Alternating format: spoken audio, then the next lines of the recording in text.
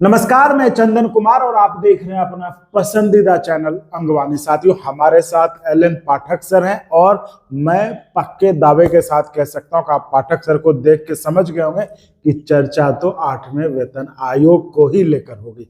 तो बिल्कुल आपने सही समझा है, हम चर्चा 8वें वेतन आयोग को ही लेकर कर रहे हैं। जिस तरह से मतलब हर चैनल कुछ व्यूज सब्सक्राइब पाने के लिए कर्मचारियों को ऐसा सपना दिखाने से लगता है कि बहुत कुछ आसमान टूट के उनको मिल जाएगा।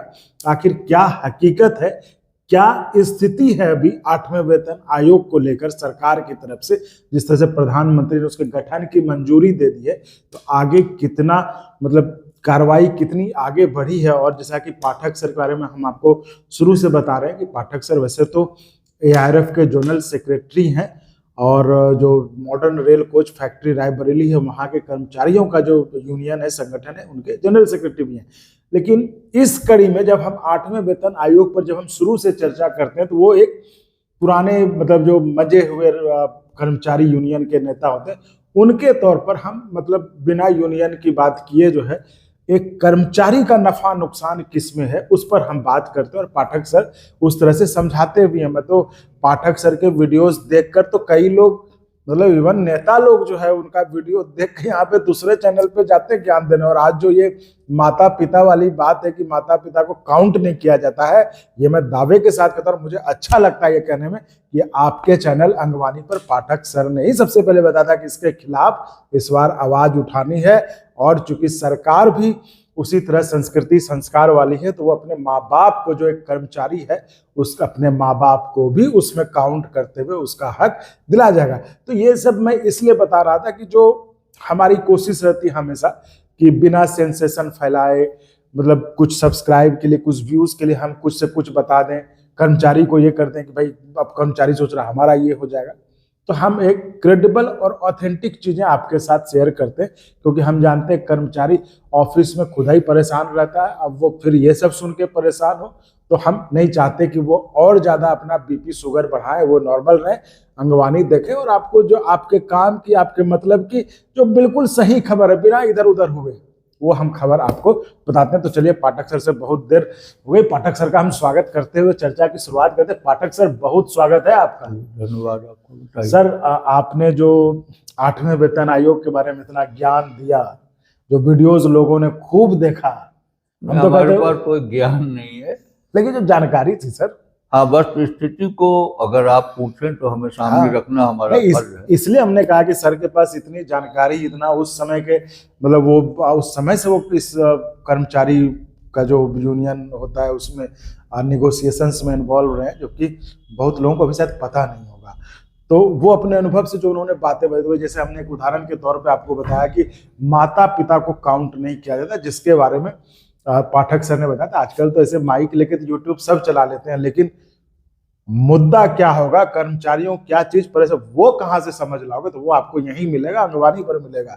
और पाठक सर वो सब समझाते रहे।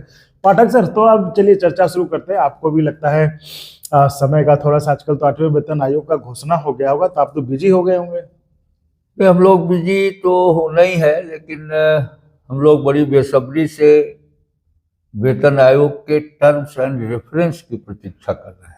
अच्छा, टर्म्स एंड रेफरेंस की। अच्छा। अभी तक सरकार ने गठन की घोषणा की है, उसके चेयरमैन कौन होगा, सुप्रीम कोर्ट का जज होगा, लेकिन वो होगा कौन, मतलब कौन होंगे, हाँ नाम।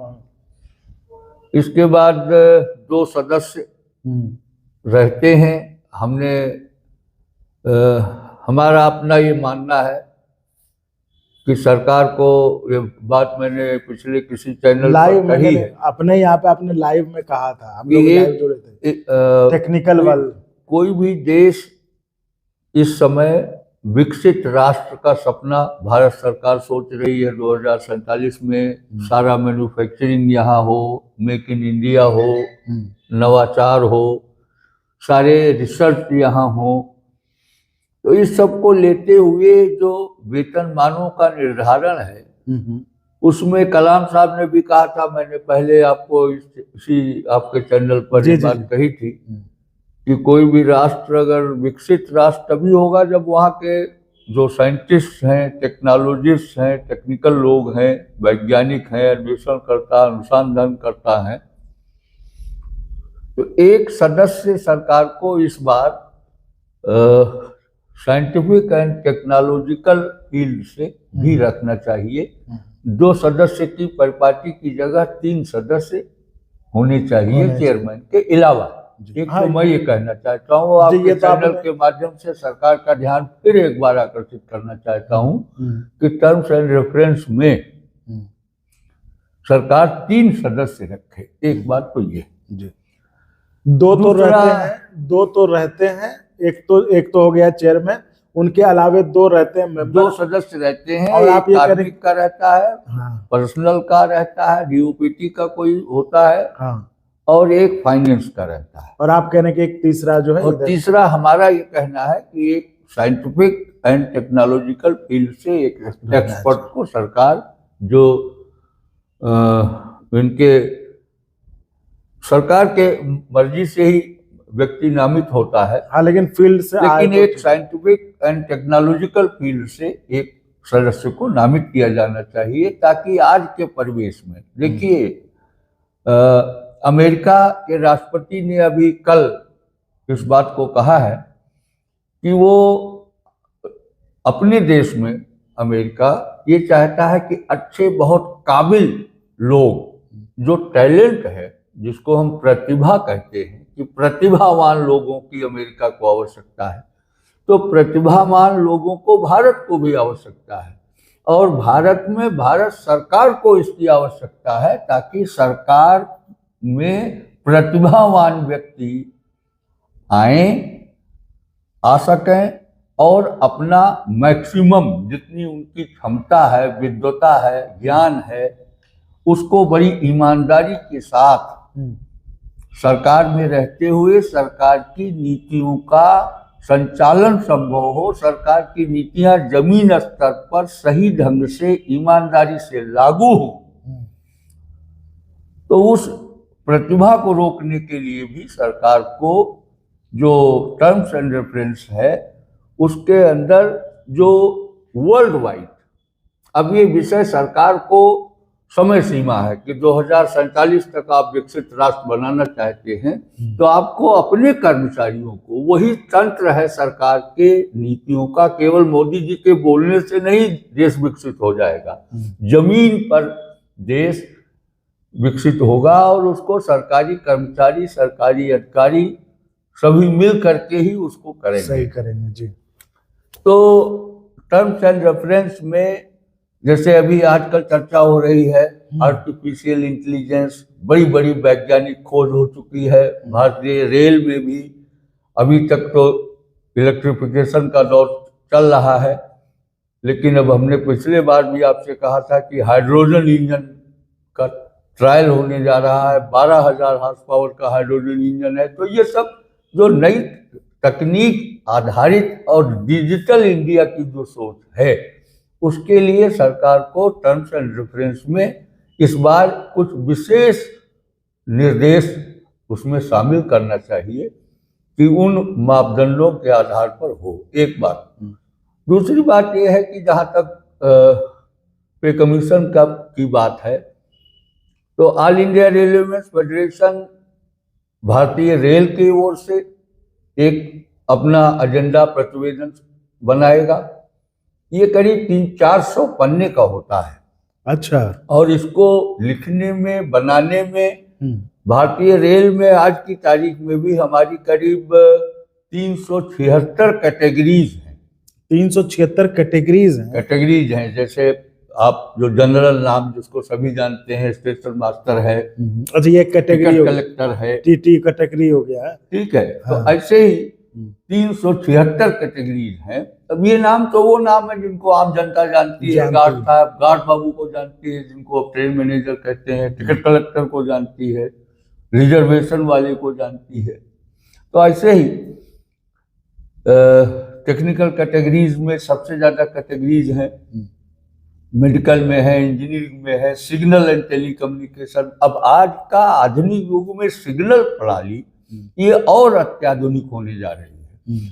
तो ये सब 376 कैटेगरीज का पे कमीशन के सामने हम हर कैटेगरी का कि उनका काम क्या है, उनके जॉब कंटेंट्स क्या है, उनकी ड्यूटीज क्या क्या है, कितना उसमें संवेदनशीलता है, कितना उसमें सेफ्टी एस्पेक्ट इन्वॉल्व है, कितने घंटे की उनकी लगातार कंटिन्यूअस एग्जर्टिव ड्यूटीज हैं। तो ये सारा चीजें हम लिखते हैं, हर कैटेगरी का अलग अलग उसका बनाते हैं और उनकी इस पूरे ट्रेन ऑपरेशन में उनके कितना महत्व है, क्या है, तो ये सारी चीजें हम, उनका वीकली रेस्ट क्या है, उनका सारी चीजें उसमें समाहित करते हैं। बोले एक प्रोफाइल का क्या काम होता है, कैसे होता है, उसके हिसाब से आप जो है हर कैटेगरी का बनाते हैं आप लोग। तो चूंकि पिछले 10 साल में भी काफी परिवर्तन हुए हैं, काफी नई टेक्नोलॉजी आई है,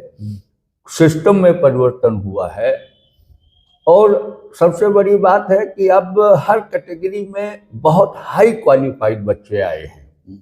हमारे जो नवयुवक इधर पिछले 10 साल में जो रेल में आए हैं हर कैटेगरी में, तो वो अब जहाँ केवल डिप्लोमा होल्डर और सामान्य डिग्री होल्डर आते थे, वहाँ अब एमटेक मास्टर्स डिग्री लेकर के लोग आ रहे हैं। क्योंकि देश में सब सरकारी विभाग में जाना चाहता है हर आदमी, और रेल सबसे ज़्यादा सबको प्रिय लगती है कि रेल में किसी तरह हमें नौकरी मिल जाए।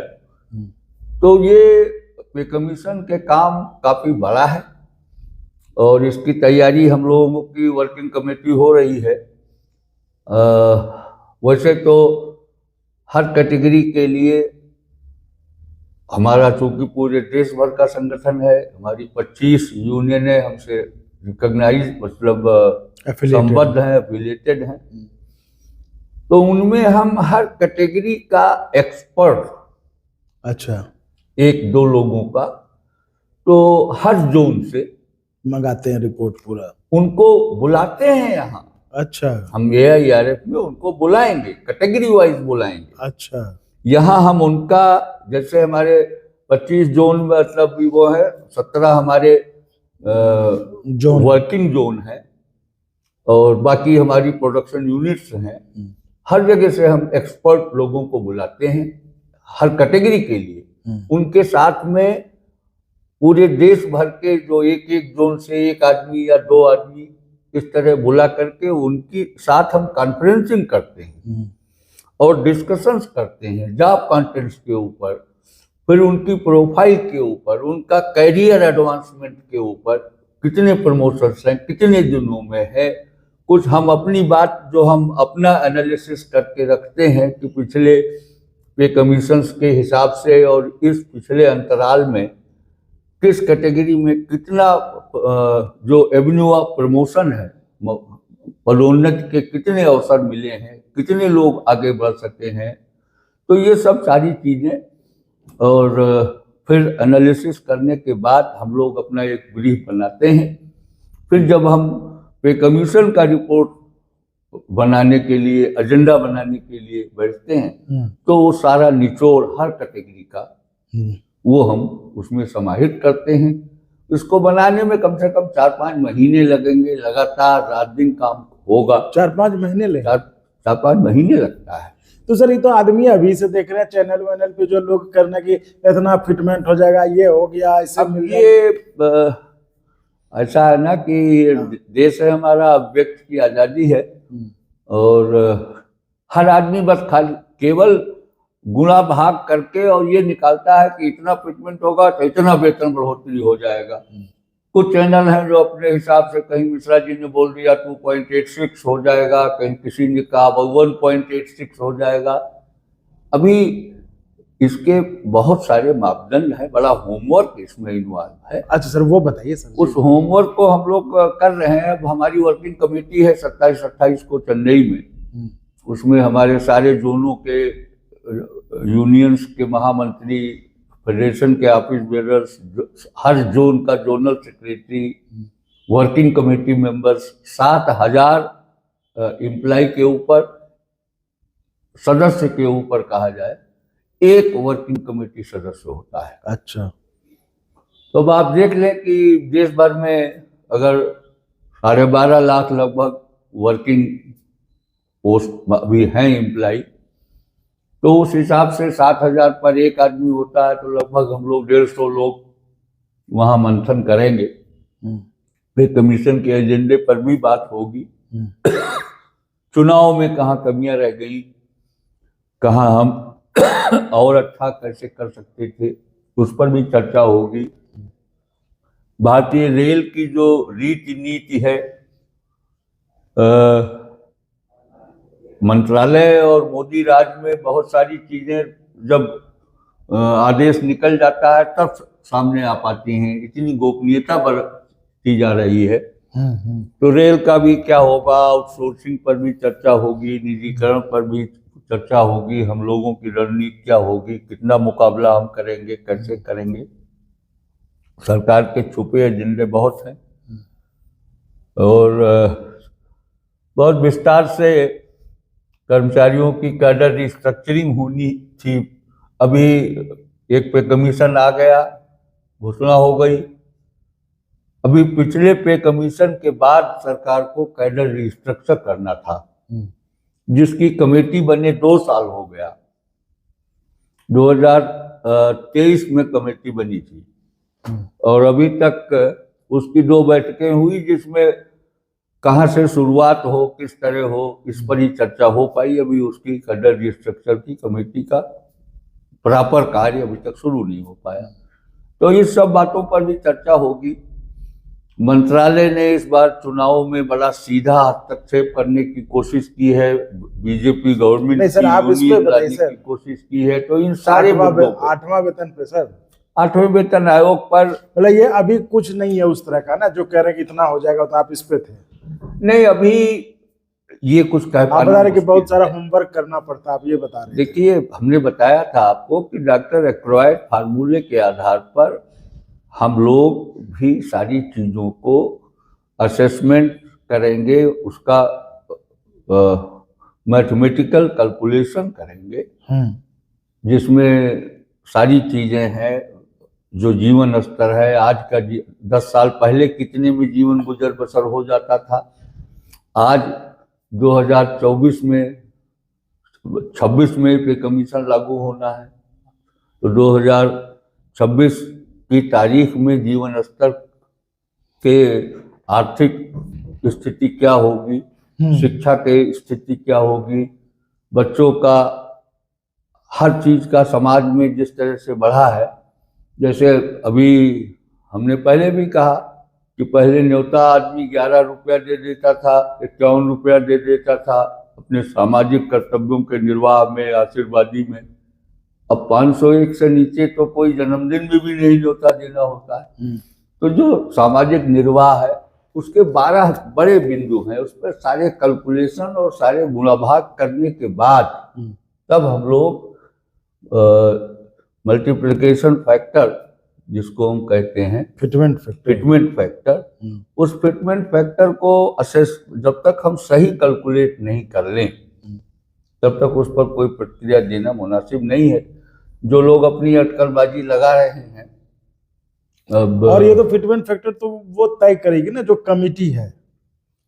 नहीं, फिटमेंट फैक्टर तो अल्टीमेटली पे कमीशन तय करता है, पे कमीशन तय करेगा ना। बिल्कुल बिल्कुल। तो उस पर तो हम कुछ अभी निश्चित तौर पे तो कुछ नहीं कह सकते। जो गुणा भाग है वो कैलकुलेट होगा। हाँ। वो भी करेंगे, हम भी करेंगे।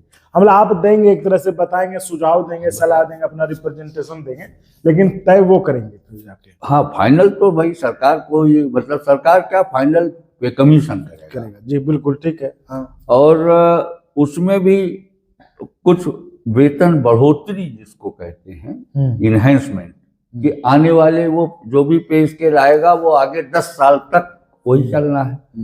तो 10 साल तक के हिसाब से कितना वेतन में बढ़ोतरी होगी ये पे कमीशन तय करेगा। तो सर ये बताइए, इस पर कोई हमारी प्रक्रिया नहीं होती, हम केवल इतना ही तो सर इसमें अभी कितना वक्त लगने वाला है सर? ये जो आने के बाद फिटमेंट फैक्टर तक बात कब तक पहुंचेगी? फिटमेंट फैक्टर तक बात पहुंचने में भी जब टर्म्स एंड रेफरेंस सरकार जारी कर देगी उसके कम से कम 2 महीने बाद हम इस मतलब इसकी सारी साइंटिफिक कैलकुलेशन, मतलब जब सरकार टर्म्स एंड रेफरेंस क्लियर कर देगी, ये बता दे, तब जाकर ये पता चलेगा उसके। भाई हमको भी, वो चाहे दिल्ली हो, बॉम्बे हो, कलकत्ता हो, मद्रास हो, आसाम, गुवाहाटी हो, देश के कोने कोने से, हर बड़े जगहों से, हर राज्य से हम लोग भी उस राज्य के मूल्य सूचकांक, वस्तुओं के थोक मंडी के और खुदरा बाजार के सारे रेट हम लोग भी अपना कलेक्ट कराते हैं। अच्छा, तो देखिए साथियों, जो मैं आपको सारा कैलकुलेशन होता है बाकायदा। हाँ, सरकार अपना अपने मशीनरी से करती है, उसके पास तो बड़े तंत्र हैं। हम लोगों के पास सीमित तंत्र होते हुए भी हम लोग जो पे कमीशन को मेमोरेंडम देते हैं, वो पूरी तरह ठोक बजा के और हर दस्तावेज, हर चीज को सत्यापित दस्तावेज लेकर के तब हम लोग कोई डॉक्यूमेंट बनाते हैं। अच्छा, तो इस समय थोड़ा समय लगेगा, 2-3 महीने तो इसी में लग जाता है। तो साथियों, जो मैं बता रहा था कि अभी जो भी आपको बता रहा है कि इतना फिटमेंट होगा, इतना पैसा होगा, उससे जरूर पूछिएगा। आप ऐसे तो नहीं पूछ पाएंगे, वो वीडियो पे आ रहे होंगे, कमेंट में जरूर पूछेगा। इतना नहीं हुआ तो क्या करेंगे आपका, क्योंकि आज की तारीख में कुछ भी तय नहीं है। जैसा कि हमारे एक्सपर्ट पाठक सर ने आपको बताया, ये जो भी ये तय कर, ये एक प्रोसेस है। ऐसा नहीं कि हमारे दिमाग में आ गया और हमने तय कर दिया। ये एक प्रोसेस है जिसको कि मतलब सरकार के जो कमिटी वो अपने तरफ से पता करवाते हैं, जो यूनियंस हैं वो अपने तरफ से वो सब कुछ पता करवाते हैं, तब जाकर उस पर चर्चा होकर एक मत बनने की कोशिश होती है। उसमें करीबन 2-3 महीना लगेगा। वो भी 2-3 महीना कब से, जब टर्म्स ऑफ रेफरेंस आ जाएगा। टर्म्स ऑफ रेफरेंस है, उसको कैसे समझे, उसको ये समझे कि एक रेल की 2 पटरी, उसी लाइन के बीच में हमारा पे कमीशन जाएगा, जो मतलब पूरा होगा। क्या है जो टर्म्स एंड रेफरेंस होते हैं कि किन किन मुद्दों को पे कमीशन अपने जो रिपोर्ट देना है उसे, उन पे किन किन मुद्दों को वो शामिल करेगा। तो मतलब समझ लिए टर्म्स ऑफ उसमें रेफरेंस। ये भी होता है, हाँ, जहां तक हमारी उसमें कि बाकायदा पे कमीशन भी इसको लेता है, हम लोग भी उसको कलेक्ट करते हैं कि जो गवर्नमेंट सेक्टर के अलावा जो हमारी बड़ी बड़ी इंडस्ट्रीज हैं, बड़े बड़े प्राइवेट सेक्टर हैं, जो हमारे सप्लायर भी हैं, हम उनके यूजर भी हैं, बड़ी बड़ी मशीनरीज, बड़े बड़े प्लांट्स और ये सारी चीजें जो रेल के आवश्यकता होती है, प्लस जो सरकार के और विभाग हैं, मतलब जो सरकार के अलावा वो चाहे कारपोरेशंस हैं, प्राइवेट सेक्टर है, तो उनके यहाँ के भी हम लोग वेतनमान वगैरह, और उनको स्टेट गवर्नमेंट्स के भी प्रमोशन पॉलिसीज, उनके यहाँ के भी उसको, तो वो सब चीजों को मिला जुला करके तब रिप्रेजेंटेशन हम बनाते हैं। जो कॉमन कैटेगरीज हैं उनके लिए तो हमको बहुत सारी चीजें बाहर से और जगहों से मिल जाती हैं, लेकिन जो रेल की ही कैटेगरी है, दूसरे विभाग में होती नहीं है, उसका हम लोग अपनी तरह से बना कर। तो एक तरह से आप ये समझिए समय लगता है कि टर्म्स ऑफ रेफरेंस जो है रेलवे लाइन की तरह, वो 2 पटरी है जिस पर की पे कमीशन की गाड़ी, जो पे कमीशन के गठन की मंजूरी सरकार ने दी, वो पे कमीशन उसी टर्म्स ऑफ रेफरेंस, उसी पटरी पे जो बीच में जो मुद्दे फिक्स किए, जो स्टेशन है उसको छूते मुद्दे स्टेशन हो गए आपके, और उसी से वो पे कमीशन की गाड़ी गुजरेगी। तो यानी कि अभी पटरी बिछी भी है ये नहीं पता, अभी सिर्फ गाड़ी कोच आ गया, अब रेल दौड़ेगी, अभी सिग्नल है, क्योंकि टर्म्स ऑफ रेफरेंस है ही नहीं। मतलब टर्म्स ऑफ रेफरेंस आगे कैसे जाएगी गाड़ी, तो टर्म्स ऑफ रेफरेंस आएगा, फिर उसके बाद चर्चा होने के बाद जो fitment factor, terms and reference के पहले तो कमेटी गठित हो। हाँ, तो कमेटी के नाम ही नहीं आए हैं, सदस्य कौन होंगे, क्या होंगे। तो मतलब सरकार के स्टेशन पर कोच ट्रेन खड़ी है, उसमें कमेटी के कौन चेयरमैन होंगे, कौन मेंबर होंगे, वो कौन, वो तय होगा। फिर जाके वो पे कमीशन की जो गाड़ी वो निकलेगी जब टर्म्स ऑफ रेफरेंस तैयार होगा। यानी कि अभी सिग्नल रेड है, अभी ग्रीन नहीं हुआ है। तो आप इसको ऐसे समझे साथियों, और अपने को अनावश्यक बेवजह कोई बीपी शुगर ना बढ़ाएं। अभी कुछ नहीं हुआ है, ऐसा नहीं कभी इतना बढ़ रहा, क्योंकि मुझे जो सबसे बड़ा डर लगता है कि आपकी अपेक्षाएं इतनी बढ़ा दी जाती हैं आपको सुनाकर कि 3% हो जाएगा, 2.86 हो जाएगा, तो भाई नहीं हुआ तब क्या करेंगे। तो तो इसलिए रियलिटी की दुनिया में रहिए, अंगवानी देखते रहिए और सही और सटीक खबर जो कि आपका क्रेडिबल है वो आप देखिए, वो हम आपको बताएंगे बिना कोई सब्सक्राइब और व्यूज के लोभ पाले हुए। तो साथियों, इस वीडियो में फिलहाल इतना ही। और पाठक सर, आपने इतनी महत्वपूर्ण जानकारी दी जो आज के समय में लोगों के लिए बहुत जरूरी है कि लोग, क्या है तो प्रक्रिया है पूरी, ये प्रक्रिया भी तो नहीं पता। आजकल इतना व्हाट्सएप और इन सब का ज्ञान हो गया कि लोग जो है सब ज्ञानी बने हुए हैं। तो उसमें आपने इतनी महत्वपूर्ण जानकारी दी जो कि आपने समझा दिया साफ साफ कि कैसे ये गाड़ी पे कमीशन की बढ़ेगी। तो आप इस वीडियो में फिलहाल इतना ही, और जैसे जैसे गाड़ी बढ़ेगी पे कमीशन की तो हम भी वीडियो के जरिए बढ़ते रहेंगे, आपको समझाते रहेंगे, आपको बताते रहेंगे।